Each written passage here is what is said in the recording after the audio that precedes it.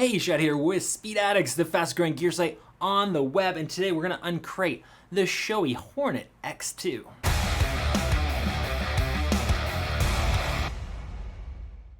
What's up, Speed Addicts fan? Before we jump in and give you a long overdue explanation of the Shoei Hornet X2, do us both a favor, subscribe to that Speed Addicts channel. It's only going to take you a second to subscribe, and that way you're up to date on all the latest releases. We're always working hard here to educate you and give you that first look at new product. If you subscribe, you don't have to worry about missing out.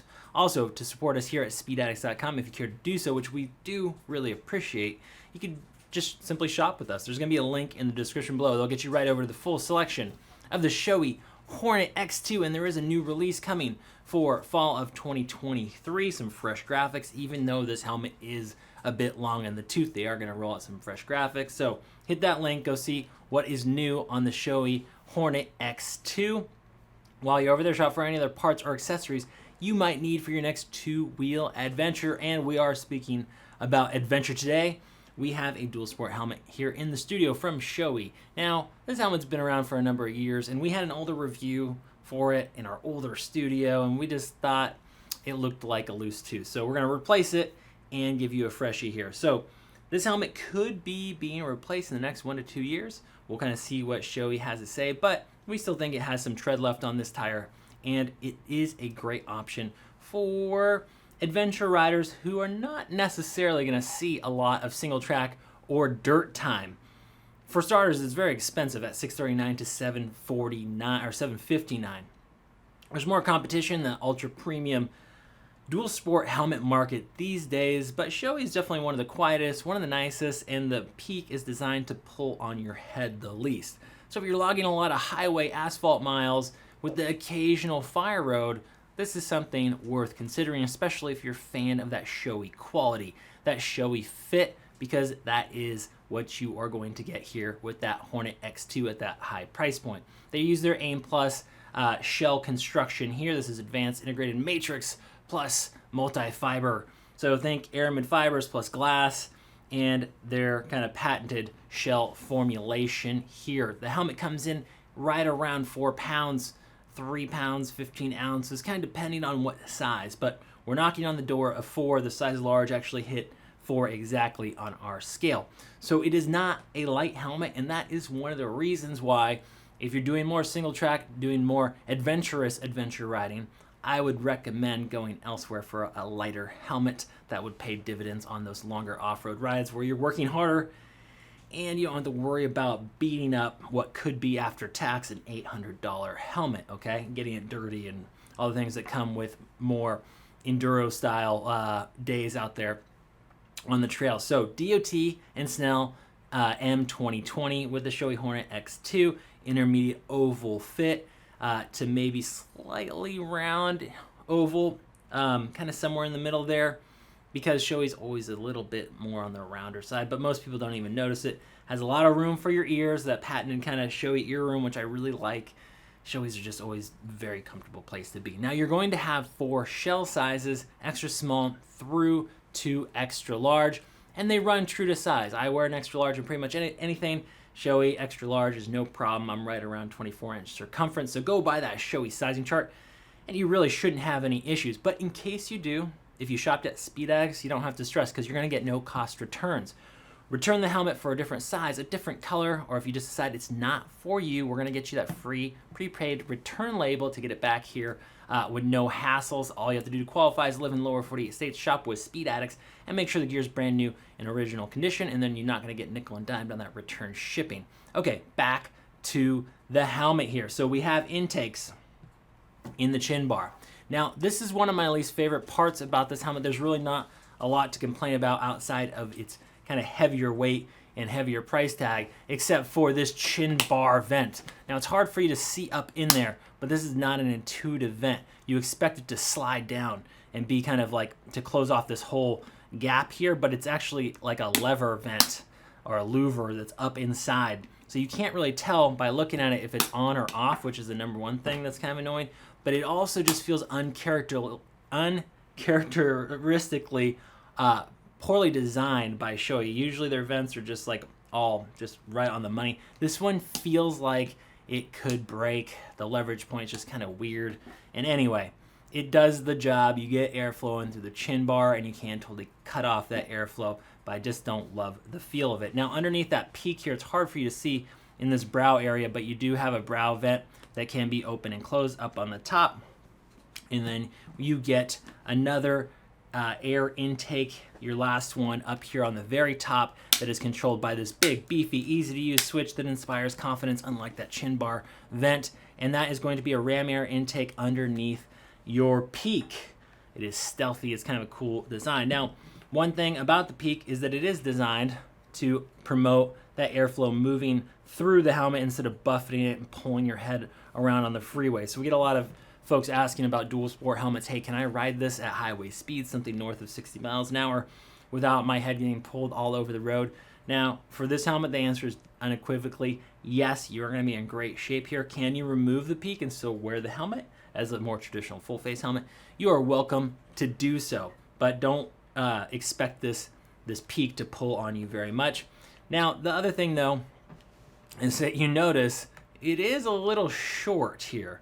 So we're actually looking down on it. We're actually behind the actual chin bar here. So other dual sport helmets will cheat it out a little bit further. Some of them will use a visor extender.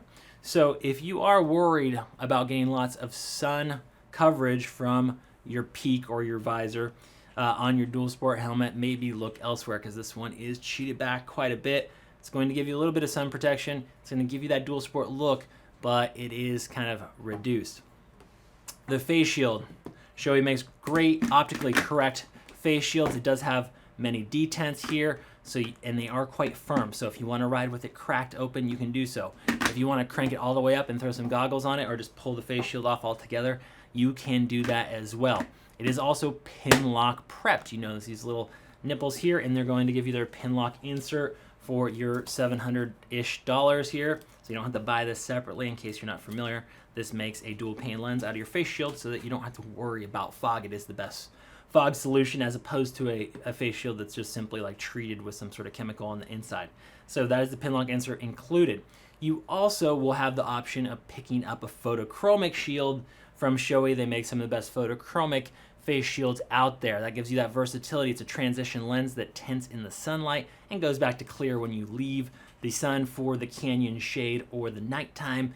And those shields are not cheap. They're around $200, but when you put one of those on these helmets, you don't have to worry about going back and forth between shields or wearing sunglasses or any of that sort of stuff. The Hornet X2 is made to accept most glasses, eyeglasses, sunglasses, or otherwise. Just going to depend on your face and your frames, but generally speaking, you should be in good shape. The quick release system right here works very nicely. It is spring loaded, and the seal on the trim here is quite good. It's not going to leak water or air, which is what you would expect with Shoei build quality, right? And that about does it for that face shield area. Now around the back, you notice this ridge. This is to hold your goggle strap in place. Hopefully you have silicone bead on your goggle strap too, which helps work in combination with this so your goggles aren't moving around.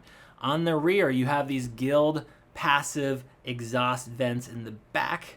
You'll notice when we look at the EPS, that is channeled to work with that and promote that airflow and suck the hot air out of the helmet. Down below, you actually have a little bit more ventilation that you'll see when we turn the helmet over.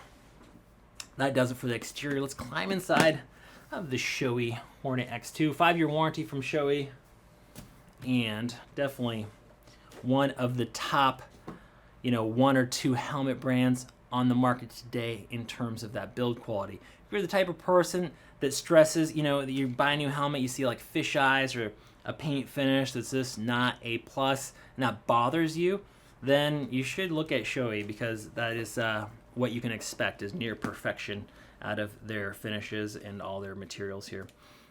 The cheek pads do have emergency quick release pulls, so if EMS has to get you out of the helmet, they can do so by pulling on these. D-ring closure. Chin curtain is included in the box. You notice there is the vent intake from that louver vent up front.